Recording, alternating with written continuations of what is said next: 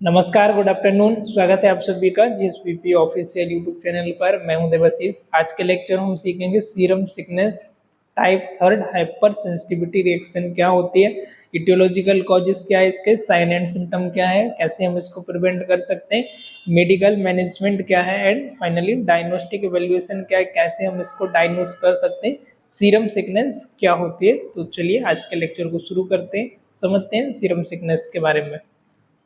Serum sickness is the type third hyper sensitivity reaction. Hyper sensitivity का मैंने कल आपको एक लिंक भेजा था, आई होप आपने वहां से देखा होगा, उम्मीद करता हूँ। तो इसमें क्या होता है, आपका type third hyper sensitivity inflammatory response होता है, सॉरी इम्यून रिस्पॉन्स होता है। क्या होता है टाइप थर्ड, आपने 1 2 3 4 5 एंड 4 तक का टाइप था, 1 2 3 और 4 हाइपर सेंसिटिविटी के 4 टाइप थे। तो ये किस कैटेगरी में आती है, आपकी type third hyper sensitivity immune response. किस में आती है, type third hyper sensitivity immune response के अंदर आता है आपका सीरम सिकनेस। अब इसमें क्या होता है, कैसे सीरम सिकनेस आपको होता है, उसके बारे में हम समझते हैं। Antigen and antibody complexes form and cause symptom of inflammation. अब इसमें क्या होता है, एंटीजन और एंटीबॉडी, क्या क्या, एंटीजन का और एंटीबॉडी का आपस में उनका कॉम्प्लेक्स शुरू हो जाता है, कॉम्प्लेक्सन शुरू होता है। उसकी वजह से क्या होता है, इन्फ्लेमेशन आपको कॉज होती है, सिम्टोमेटिक आपको result, it leads to inflammation. उसकी वजह से आपको बॉडी की स्किन के सरफेस पे आपको क्या देखने को मिलता है, symptom inflammation. Result from the formation of, किससे होता है, रिजल्ट फ्रॉम द फॉर्मेशन हो जाता है आपके ब्लड में आईजीजी का और आईजीएम का। कहाँ पर, antigen and antibody complexes in the circulation deposit wall of the small blood vessel. जो आपकी स्मॉल ब्लड वेसल्स होती हैं, है ना, स्मॉल ब्लड वेसल्स होती हैं, कैपिलरीज होंगी, वेन्यूज हो गई, तो उनकी कहाँ पर, स्पेशली किडनी पर और ज्वाइंट पर, जहाँ पर आपके ज्वाइंट होते हैं और किडनी होती है। जो स्मॉल ब्लड वेसल्स होती है उनकी जो लेयर होती है, उनकी लेयर पर एंटीजन का एंड एंटीबॉडी का कॉम्प्लेक्स हो जाना, वहाँ पर जमा हो जाना, वहाँ पर एक साथ मिल जाना, राइट। उसको हम क्या बोलते हैं, deposit wall of the small blood vessels. Small blood vessels पर एंटीजन का और एंटीबॉडी का आपस में कॉम्प्लेक्सेशन हो गया, आपस में फंस जाना, उलझ जाना और एक जगह पर डिपॉजिट हो जाना। उसको हम क्या बोलते हैं, आईजीजी का, आईजीएम का। एंटीजन एंटीबॉडी जो होते हैं आपस में कॉम्प्लेक्स हो जाना, आपस में लड़ाई झगड़ा होने लगना और एक ही जगह पर चक्का जाम लगा देना, है ना, एक जगह पर फंस जाना, उसको क्या बोलते हैं हम, सीरम सिकनेस। ठीक है, ये कैसे हो सकता है, जब भी आपने कोई ऐसा इंजेक्शन लिया हो जिससे आपको हाइपर सेंसिटिविटी रिएक्शन हो सकती है, जैसे आपने कोई प्रोटीन ले लिया हो, है ना, आपने कोई भी फॉरेन प्रोटीन का इंजेक्शन ले लिया हो, या आपने हेट्रोलोगस कोई भी इंजेक्शन ले लिया हो। हेट्रोलोगस इंजेक्शन जैसे कि आपकी बॉडी के लिए जो रिएक्शन कॉज कर सकता है, अपना ऐसा कोई प्रोटीन कोई आपने बॉडी के अंदर इंसर्ट कर दिया हो इंजेक्शन के फॉर्म में, केमिकल के फॉर्म में, तब आपको हो सकती है। जैसे कि एग्जांपल के लिए आता है आपका लाइक पेनिसिलिन एंड सल्फोनामाइड। कौन कौन सी इंजेक्शन आती है जिससे कि आपको हाइपर सेंसिटिविटी रिएक्शन कॉमनली होती है, पेनिसिलिन और sulfonamide. Injection penicillin and injection sulphonamide.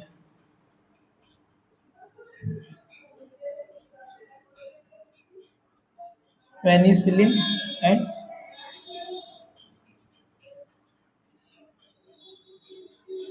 Sulphonamide, ये प्रोटीन, प्रोटीन का,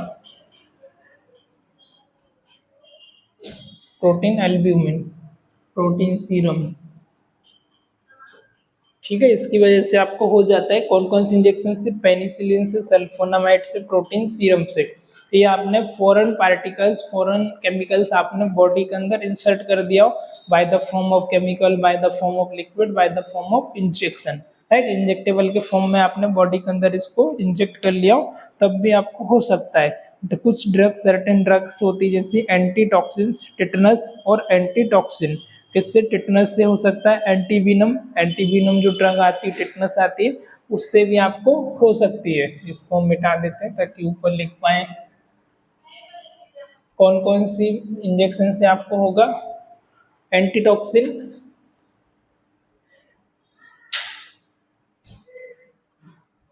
एंटीटॉक्सिन में क्या आ जाएगा आपका TT, tetanus,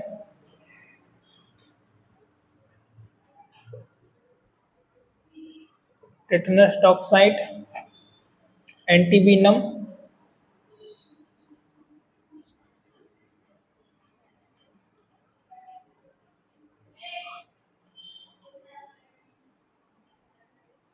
एंटीवीनम, streptokinase vaccine, antibody, antibiotics, दूसरा स्ट्रेप्टो,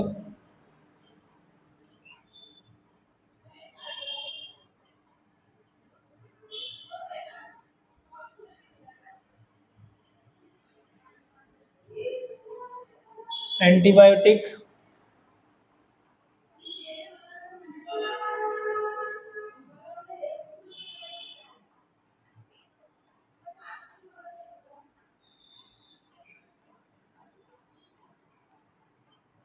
जैसे कि सेफेलोस्पोरिन, सिप्रोफ्लॉक्सिन और फ्यूरोजेन, मेट्रोनिडेजोल। कौन कौन सी मेडिसिन ये हो सकता है, इटियोलॉजिकल फैक्टर हम यहाँ पर समझ लेते हैं। तो फर्स्ट आ जाती है आपकी सेफेलोस्पोरिन एंटीबायोटिक में,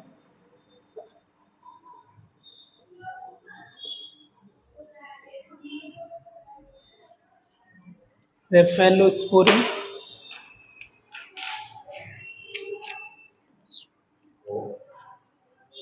सिप्रोफ्लॉक्सिन,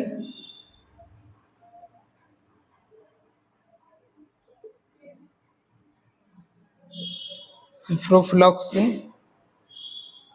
फ्यूरिजेन, फ्यूरोजेन, फ्यूरोजेन, metronidazole, penicillin,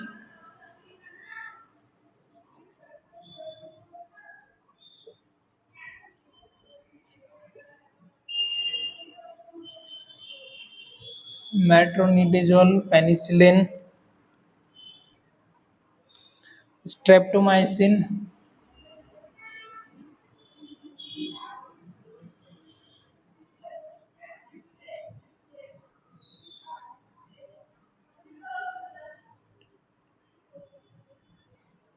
tetracycline,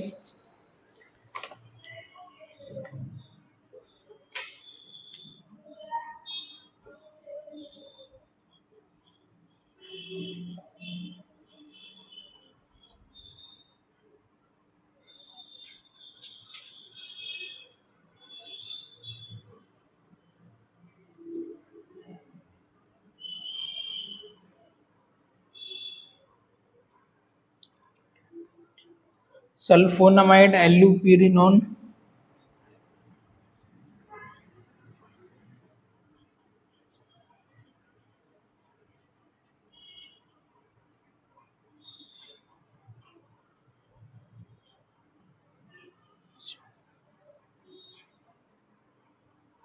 carbamazepine, cap cap captopril, कैप्ट्रोपिन,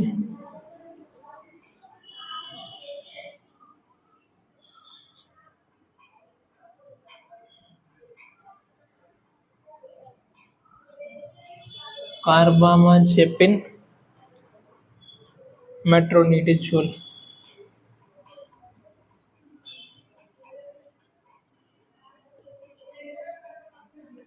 ये जो कॉमन ड्रग है, कॉमन आपके इंजेक्शन है, इनसे पेशेंट को सीरम सिकनेस की समस्या हो सकती है। सीरम सिकनेस एंटीबॉडी और एंटीजन आपस में कॉम्प्लेक्स करते हैं, आपस में आपके आईजीएम और आईजीजी आपका आपस में बॉल ऑफ आर्टरीज होती है, वहाँ पर कंजेशन कर देते हैं, वहाँ पर कॉम्प्लेक्स कर देते हैं, उनकी लेयर वहाँ पर इकट्ठी हो जाती है, जिससे आपका सर्कुलेशन में भी तकलीफ होती है, सर्कुलेशन में भी आपका ऑब्स्ट्रक्शन आना शुरू हो जाता है। इसकी वजह से आपकी बॉडी पर स्वेलिंग हो गया है ना, ये सारे सिम्टम अभी हम डिस्कस करेंगे, ये आपको हो जाते हैं। पहले आप मेडिसिन के बारे में समझ लो कौन कौन सी इससे हो सकती है, ताकि आप कभी हॉस्पिटल में यूज़ करो तो उसके बारे में आपको ध्यान में रहे। तो सबसे पहले टेटनस टॉक्साइड टीटी से भी हो सकता है। एंटीवीनम जो कि एंटी स्नेक एंटीवीनम आती है ना, जैसे कोई स्नेक वगैरह ने आपको बाइट कर लिया तो उनको हम न्यूट्रलाइज करने के लिए एंटीवीनम मेडिसिन देते हैं, उनको हम क्या बोलते हैं, एंटीवीनम। तो वो मेडिसिन से भी आपको हो सकता है। स्ट्रेप्टोकाइनिस जो टीबी के मरीज में यूज होती है, स्ट्रेप्टोकाइनिस, उससे भी हो सकता है। कुछ एंटीबायोटिक आती है सर्टेन, जैसे कि सेफेलोस्पोरिन, सेफेलोस्पोरिन से आपको हो सकता है। सिप्रोफ्लॉक्सिन से हो सकता है, फ्यूरोजेन से हो सकता है, मेट्रोनिडेजोल से हो सकता है, पेनिसिलिन से, स्ट्रेप्टोमाइसिन से, टेट्रासाइक्लिन, सल्फोनामाइड, एलोपेरिनोन, कैप्टोप्रिल, कार्बामेजेपिन और मेट्रोनिडेजोल, ये इतने इंजेक्शन आते हैं, इंजेक्शन फॉर्म में ये आती है ज़्यादातर, और टैबलेट भी आती है। तो इनसे आपको सीरम सिकनेस की समस्या हो सकती है। तो आप जब भी ये मेडिसिन दे रहे हो तब आपको ये बात का ध्यान में रखना है, आपको ऑब्जर्व करें। ओके, फिर साइन एंड सिम्टम क्या क्या देखने को मिलेगा। अब ये डिसीज तो हो गई, ये डिसऑर्डर तो कॉज हो गया, अल्ट्रेशन तो आ गया, तो क्या क्या हमको साइन एंड सिम्टम हो सकता है उसके बारे में हम देखेंगे अभी। फिर देखेंगे कैसे आप इससे डायग्नोस कर सकते हो। तो क्या क्या साइन सिम्टम हो सकता है बेटा।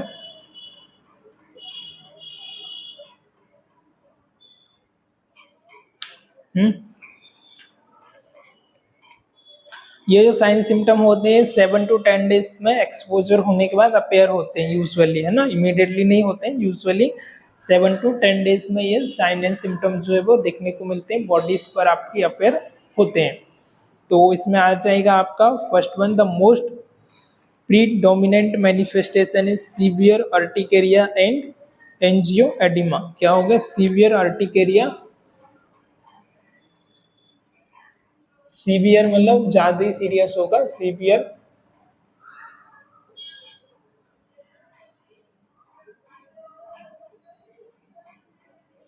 अर्टिकेरिया, या इसको ब्रैकेट में एक्जिमा, है ना, स्किन पे आपके रेसेस होना, इसको बोलते हैं एक्जिमा, स्वेलिंग होना, रेडनेस होना और इचिंग होने लगना। और एंजियोएडिमा, एंजियोएडिमा आपके ब्लड वेसल्स में स्वेलिंग होना, स्वेलिंग है फ्लूइड फिल्ड होना।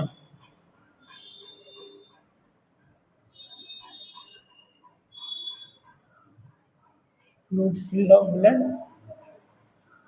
वेसल्स, इसको क्या बोलते हैं, एंजियोएडिमा।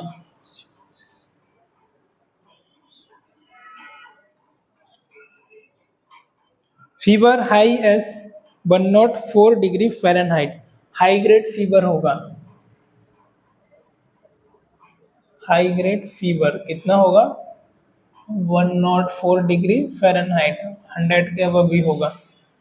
फिर other symptom, joint pain, arthralgia specially finger and toe joint, joint pain होगा। अदर सिम्टम क्या आएगा, जॉइंट पेन, इसको क्या बोलते हैं मेडिकल टर्म में, अर्थ्रेल्जिया।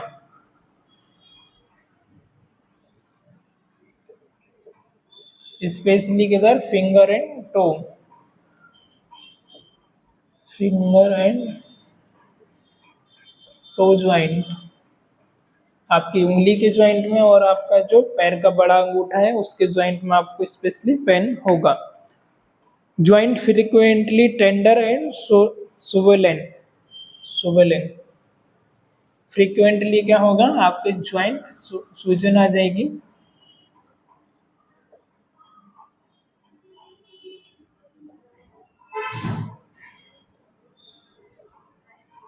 फ्रीक्वेंटली टेंडर,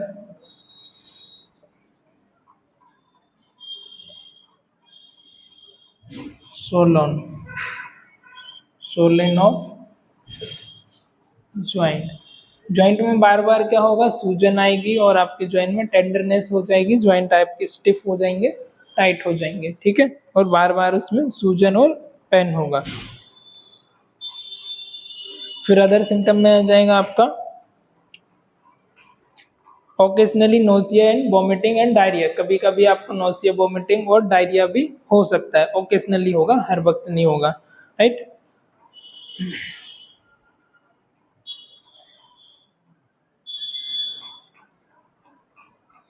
फिर दूसरा क्या होगा, lymphadenopathy specially of the lymph node closest to antigen entry site. Lymphadenopathy होगा, लिम्फेडेनोपैथी मतलब लिम्फ नोड का साइज जो होगा इनलार्जमेंट हो जाएगा। लिम्फेडेनोपैथी, इसमें क्या होता है, आपकी जो लिम्फ नोड है उसका साइज इनलार्ज हो जाएगा, स्पेशली जिधर एंटीजन की एंट्री हो रही है।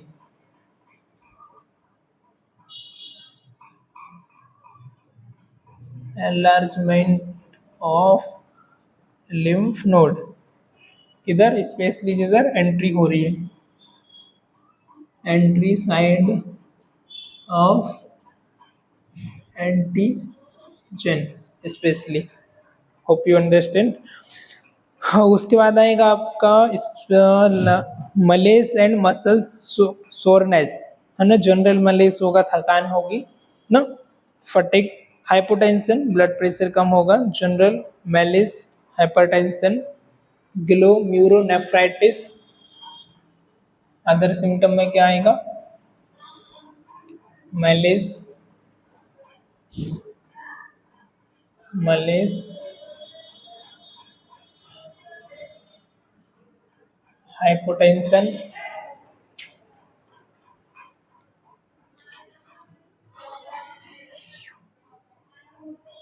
ग्लोमेरुलोनेफ्राइटिस,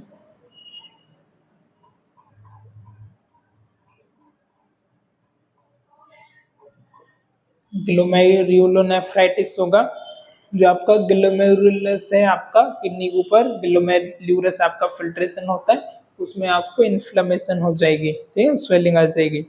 और प्रोटीन्यूरिया,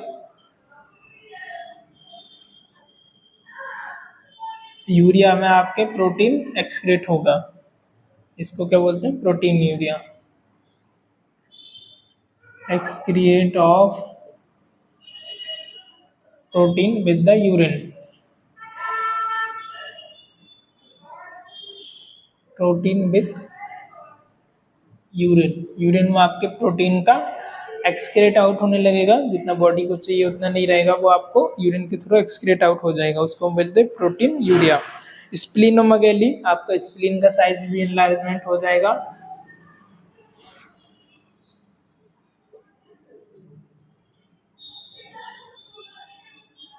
स्प्लीनोमेगेली, एनलार्जमेंट ऑफ स्प्लीन इसको बोलेंगे।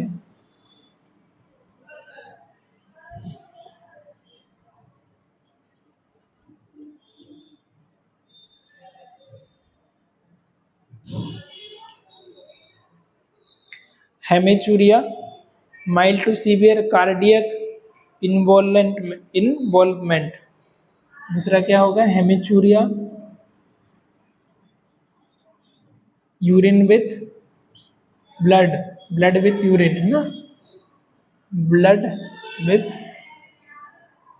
सॉरी, यूरिन विथ ब्लड या blood with urine.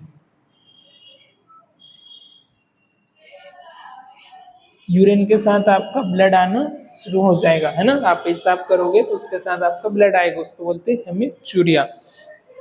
Mild to severe cardiac involvement, mild to severe, है ना, mild to severe cardiac involvement, cardiac का भी इन्वॉल्वमेंट होगा, माइल्ड टू सीवियर भी हो सकता है। पेरिफेरल न्यूराइटिस में कॉज टेम्परेरी पैरालिसिस, पेरिफेरल आपको न्यूराइटिस भी हो सकता है, मतलब neuritis means inflammation of the neuron, neuritis, है ना, पेरिफेरल न्यूराइटिस भी हो सकता है, जिसकी वजह से आपको टेम्परेरी पैरालिसिस भी हो सकता है। इसमें न्यूराइटिस होने की वजह से क्या होगा, टेम्परेरी पैरालिसिस।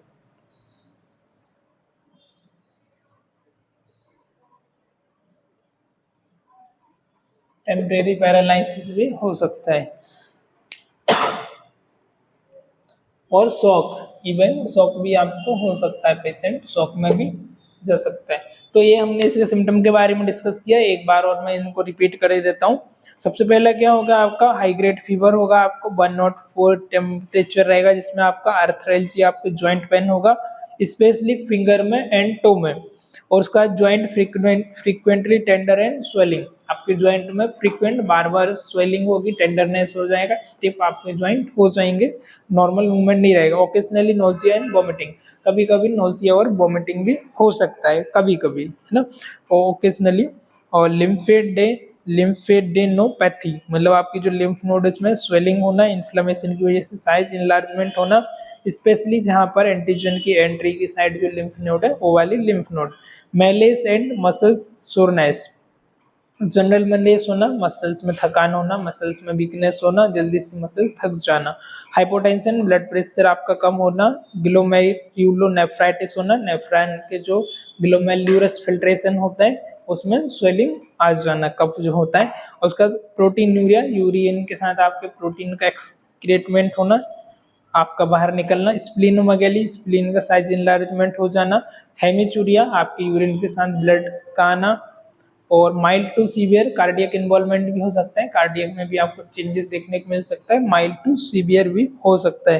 पेरिफेरल न्यूराइटिस, जो न्यूरॉन्स उसमें इन्फ्लेमेशन, स्वेलिंग होना। और फाइनली आपको शॉक भी हो सकता है और उसकी वजह से पैरालाइज भी हो सकता है। Then we are discuss about the diagnostic evaluation, how can diagnosis की आपको कौन सा डिसीज हुआ है, आप कैसे पता करोगे कि भाई सीरम सिकनेस ही है, उसके लिए कौन कौन से टेस्ट कर सकते हैं, उसके बारे में हम समझ लेते हैं। तो डायग्नोस्टिक इवैल्यूएशन,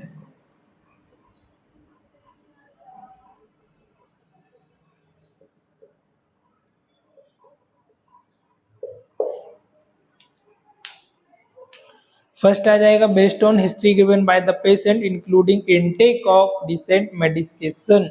पेशेंट को हिस्ट्री कलेक्ट करना है, आपने रिसेंट कौन सा मेडिकेशन लिया था उसकी वजह से आप फाइंड आउट कर सकते हैं। जैसा कि मैंने भी बताया, इसमें से यदि उसने कोई मेडिसिन लिया है तो उसकी वजह से वो उसको डिसीज कॉज हो सकता है, वो उसको डिसऑर्डर कॉज हो सकता है।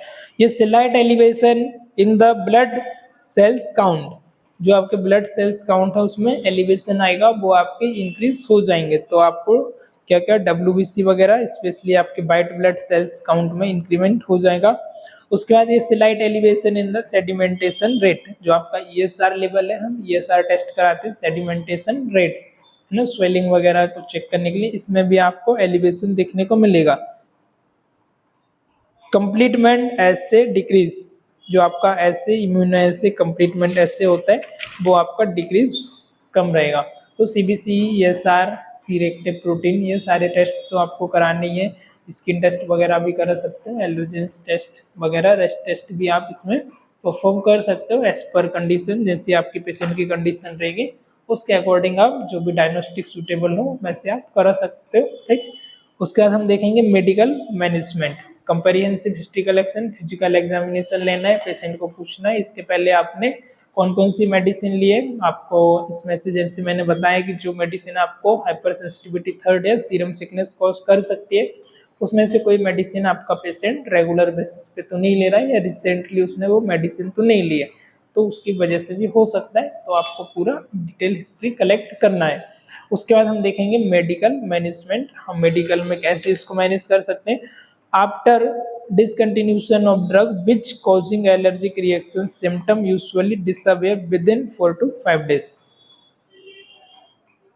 जो भी ड्रग यदि वो ले रहा है उसको यदि वो डिसकंटिन्यू कर दे, या आप जो मेडिसिन हमने दी उनको डिसकंटिन्यू कर दें, तो allergic which is causing after discontinuation of drug which is causing allergic reaction symptom usually disappear within 4 to 5 days। ऐसी कोई मेडिसिन ले रहा है जिसकी वजह से उसको एलर्जिक रिएक्शन हुआ है, सीरम सिकनेस हुआ है, हाइपर सेंसिटिविटी रिएक्शन हुआ है, तो वो ड्रग को लेना स्टॉप कर देगा, तो 4 से 5 दिन में यूजुअली वो सिम्टम ऑटोमेटिकली डिसअपियर हो जाएंगे। एंटीपायरेटिक में be given for the fever and analgesic for the arthralgia. Antibiotic medicine दे सकते हो, पैरासीटामोल टैबलेट, पैरासीटामोल इंजेक्शन भी आप दे सकते हो। इनकेस पेशेंट को यदि फीवर है तो फीवर को रिड्यूस करने के लिए कोल्ड स्पंजिंग वगैरह दे सकते हो, राइट। और उसको जॉइंट पेन हो रहा है, एर्थ्रेल्जिया हो रहा है, तो आप उसको एंटी इन्फ्लेमेटरी और आपको एनाल्जेसिक पेन किलर मेडिसिन भी दे सकते हो एज पर कंडीशन, कॉम्बिफ्लेम। और जो मेडिसिन भी आपको देना है पैरासीटामोल, और कौन कौन सी मेडिसिन आ जाती है आपकी वो आप दे सकते हो, ट्रामाडोल वगैरह, राइट, इबुप्रोफेन वगैरह।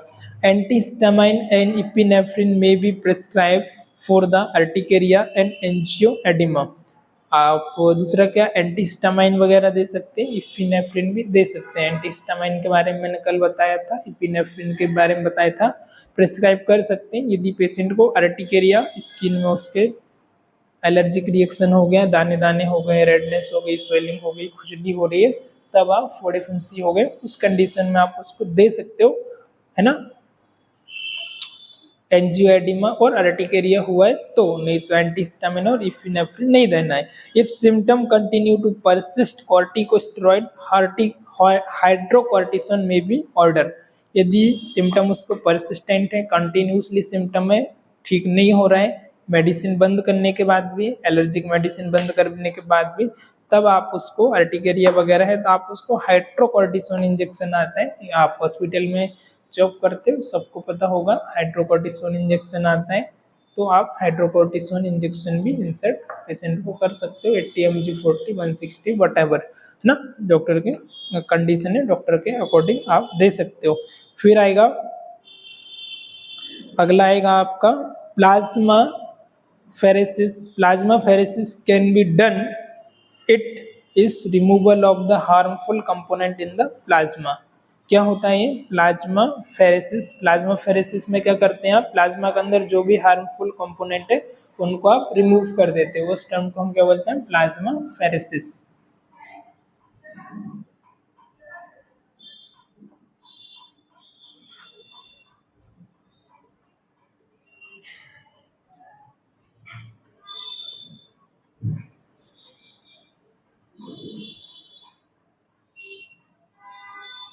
Removal of harmful component of the plasma, it is known as plasmapheresis. अब नर्सिंग मैनेजमेंट क्या कर सकते हो, मॉनिटर पेन, पेन को आपको मॉनिटर करना है, पेशेंट को कितना डिग्री का पेन हो रहा है, उसमें 1 से लेकर 10 तक के मार्क्स रहते हैं, तो आप उसमें पेन की, पेशेंट की फेशियल एक्सप्रेशन कंडीशन देख के आप पेन का जो स्केल उस पर आप टिक कर सकते हो, मेजर कर सकते हो। Observe sign of hypovolaemia, restlessness, weakness, muscles cramps, headache, inability to concentrate, irritability and postural hypotension. Observe करना है आपको, उसमें कोई एक्स्ट्रा अलग से कोई साइन सिम्टम तो नहीं है, जैसे हाइपोवोलेमिया तो नहीं है, रेस्टलेस तो नहीं है, वीकनेस वगैरह तो नहीं है, हेडेक हो गया, मसल्स क्रैम्प्स वगैरह तो नहीं हो रहा है, inability to concentrate, walking, irritability, ये सारी चीज़ें तो नहीं है, ये भी आपको मॉनिटर करना है। यदि है तो आप उसे मेडिसिन या रेस्ट एंड स्लीप के लिए एडवाइस कर सकते हो। Okay, monitor intake and output, intake और आउटपुट आपको डिटेक्ट करना है, उसको मॉनिटर करना है, उसमें कोई भी यदि इम्बैलेंस हो रहा है, ओवरलोडेड हो रहा है या ओवरहाइड्रेट हो रहा है, डिहाइड्रेट हो रहा है, तो आप मेंटेन करने के लिए आप फ्लूइड लगा सकते हो, है ना। तो आपको फ्लूइड बैलेंस भी मेंटेन करना है, बस ध्यान देना है कि ओवरलोडेड ना हो, क्योंकि एडिमा और स्वेलिंग हो सकती है, तो बैलेंस ही रहे आपका, इक्वली इनटेक आउटपुट रहे, मेंटेन रहे। Provide anti emetic medicine as order to relief nausea, यदि नोजिया और वॉमिटिंग हो रहा है तो आप एंटी एमेटिक मेडिसिन भी दे सकते हो। वैसे तो एंटी एमेटिक पेंटोपिमसेट तो जाती है ना, ऑनडेस्ट्रॉन जो कंटेंट होता है 4 mg का, ऑनडेम टैबलेट है, इंजेक्शन भी आप एंटी एमेटिक पेशेंट को प्रिस्क्राइब कर सकते हो, ऑर्डर कर सकते हो। Encourage oral replacement therapy, hypotonic glucose electrolyte solution such as sport replacement drink. Patient को एनकरेज करना है, मोटिवेट करना है ओरल रिप्लेसमेंट लेने के लिए, जैसे कि आपका हाइपोटोनिक सॉल्यूशन आते हैं, ग्लूकोज वगैरह हो गया, राइट। ये सारी चीज़ें पेशेंट, ओरल रिहाइड्रेशन, ORS हो गया, स्पोर्ट रिप्लेसमेंट वगैरह जो एनर्जी ड्रिंक आती है, वो सारी चीज़ें आप ले सकते हो, ताकि आपका फ्लूइड वॉल्यूम में वो करेक्शन रहे। और जिंजर्स भी ले सकते हो, अदरक वगैरह, ये क्या करता है आपको एब्जॉर्ब करता है आपके फ्लूइड को, और फ्लूइड डेफिशिएंट को नॉर्मल लेवल तक मेंटेन करके रखेगा। प्रिवेंशन, कैसे हम इसको प्रिवेंट कर सकते हैं, avoidance of the antitoxin that may cause serum sickness is the best way to prevention. Anti toxic जो मेडिसिन है, एंटी टॉक्सिन जिससे सीरम सिकनेस कॉज हो रहा है उनको हमको अवॉइड करना है, उनको नहीं लेना है। ऐसे एंटीबायोटिक जिनसे हमको सीरम सिकनेस हो सकता है, अभी तक तो आपको पता नहीं था, अभी मैंने आपको बता दिया। अब आप पेशेंट को बताइए ताकि ये चीज़ें वो ना ले, तो उनको ये डिसीज कॉज ना हो। स्पेशली आप सीरम सिकनेस एंटी टॉक्सिन्स ना लें। Skin testing should be done prior to administration antibiotic like penicillin. Penicillin injection और जो भी मैंने इंजेक्शन बताए अभी प्रायर, आपको देने से पहले इनको आपको टेस्ट करके लेना है, टेस्ट डोज देना है पेशेंट को। इससे एलर्जी तो नहीं हो रही, चेक करना है। यदि एलर्जी अपेयर हो रही है तो आपको नहीं देना है, पेशेंट को पूछ लेना है कोई दिक्कत तो नहीं हो रही है, स्किन रेसेस वगैरह तो नहीं हो रहे हैं तो फिर उसको अवॉइड करना है, नहीं देना है, पहले टेस्ट डोज देना है, राइट। तो आज के लेक्चर में इतनी। आज हमने समझा सीरम सिकनेस के बारे में, इसका इंट्रोडक्शन, डेफिनेशन, इटियोलॉजिकल फैक्टर, कैसे ये कॉज हो रही है, कौन कौन से इंजेक्शन से कैसे कॉज होती है, साइन सिम्टम क्या होते हैं, डायग्नोस्टिक एवेल्युएशन क्या होता है, इसके बारे में हमने देखा, मेडिकल मैनेजमेंट और finally nursing management, then prevention के बारे में हमने डिस्कस किया। आई होप आज का लेक्चर आपको अच्छा लगा होगा, लेक्चर समझ आया होगा। If you have any doubt you can leave your comment in comment box and your questions, or so will be covered in next lecture. Bye bye, thank you.